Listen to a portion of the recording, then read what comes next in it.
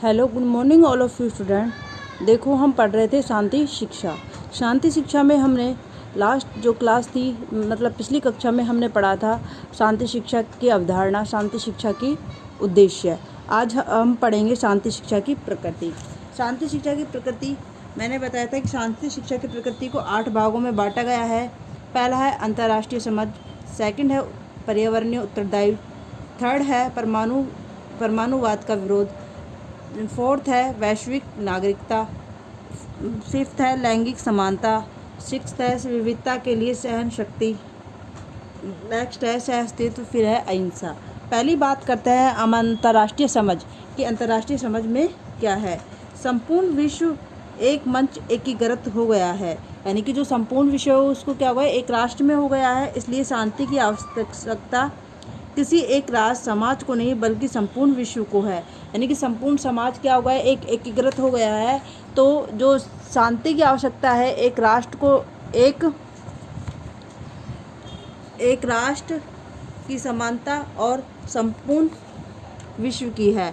पड़ोसी राष्ट्र ने यह युद्ध अशांति का वातावरण, उसके प्रभाव स्वयं के राष्ट्र पर अवश्य होगा। यानी कि अगर पड़ोसी राष्ट्र क्या करेंगे, अशांति, पड़ोसी राष्ट्र यदि गृह युद्ध अशांति का वातावरण है, तो यदि पड़ोसी राष्ट्र में जो हमारा पड़ोसी राष्ट्र है, इस बात करते हैं हम पाकिस्तान की चाहे चीन की किसी की भी, तो है ना, उसमें क्या है, अगर अशांति का वातावरण है और उसमें युद्ध की स्थिति है तो उसका प्रभाव भी क्या होगा, अन्य राष्ट्र पर भी अवश्य होगा। इसलिए शांति की अवधारणा के लिए अंतर्राष्ट्रीय सद्भाव व समझ की आवश्यकता होती है। इसलिए क्या होना चाहिए, हमें शांति की अवधारणा को समझना चाहिए कि शांति की अवधारणा क्या है, शांति के महत्व क्या है, शांति रखने से क्या फ़ायदे हैं और शांति का हमारे जीवन में क्या मूल्य है। तो उसमें क्या होगा, अंतर्राष्ट्रीय सद्भावना, सभी दोनों राष्ट्रों के मध्य क्या होगा, एक अच्छा व्यवहार होगा। ठीक है, अब आपसी जो वाद विवाद है की स्थिति है वो समाप्त हो जाएगी। अनेक अवसरों पर कुछ देशों की स्वार्थवादिता कूटनीति संसार को युद्ध के कगार पर खड़ा कर देती है।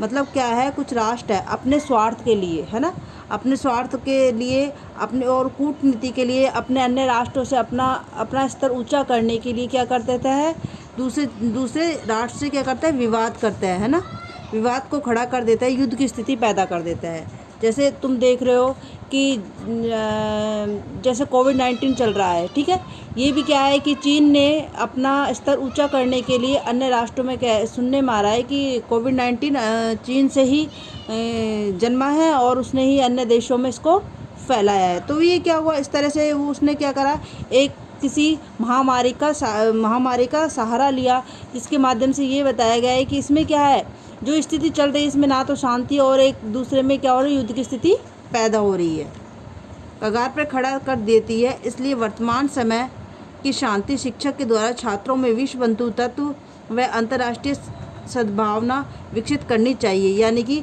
हमें क्या करना चाहिए, शांति शिक्षा के द्वारा छात्रों में सभी में भाईचारे का, प्रेम भाव का और सभी राष्ट्रों के प्रति समान आदर सम्मान का भाव रखना चाहिए, सम्मान का भाव होना चाहिए, सम्मान का भाव क्या करना चाहिए, विकसित करना चाहिए।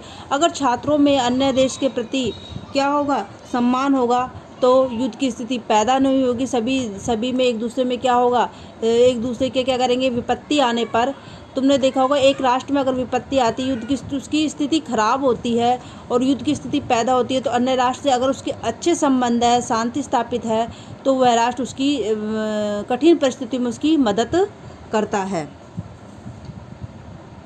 जिससे संपूर्ण विश्व एक परिवार के रूप में जाना चाहे। इस प्रकार की किसी प्रकार की असुविधा न हो। तो ये क्या होगा, जब अन्य राष्ट्रों में, संपूर्ण राष्ट्र में, संपूर्ण विश्व में पूरे से क्या होगा, शांति स्थापित होगी, सभी जगह विश्व बंधुत्व की भावना होगी, तो क्या होगा, जो पूरा विश्व है एक परिवार के रूप में जाएगा और किसी प्रकार की असुविधा नहीं होगी।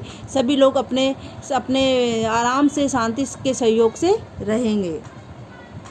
अब आप देख रहे हो वर्तमान में क्या है, जो वर्तमान में है भारत और चीन का सीमा विवाद चल रहा था, है ना, और भारत और चीन का विवाद चल रहा है।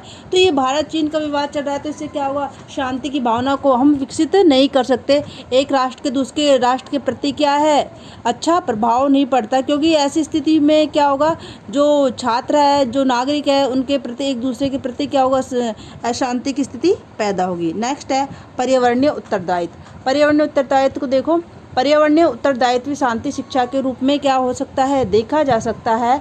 सामान्य रूप से मानव के द्वारा प्रकृति का दोहन निरंतर रूप से किया जा रहा है। क्या कर रहा है, मानव अपने सुख सुविधा के लिए, ठीक है, प्रकृति द्वारा उपलब्ध संसाधनों का उपयोग करके उनका क्या कर रहा है, दोहन कर रहा है।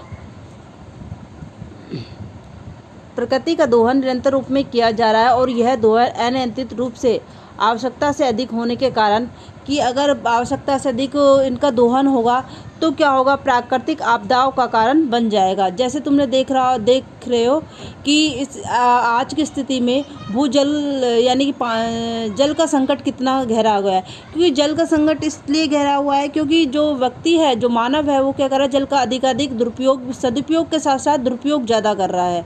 तो दुरुपयोग ज़्यादा कर रहा है, और पेड़ पौधों की संख्या कम है। तुमने देखा होगा जो क्या बोलते हैं, जो नगरों में जो नगरीकरण इतना बढ़ गया है कि वहाँ पर कि पेड़ पौधों की संख्या बहुत कम है, और धीरे धीरे वायु प्रदूषण फैल रहा है।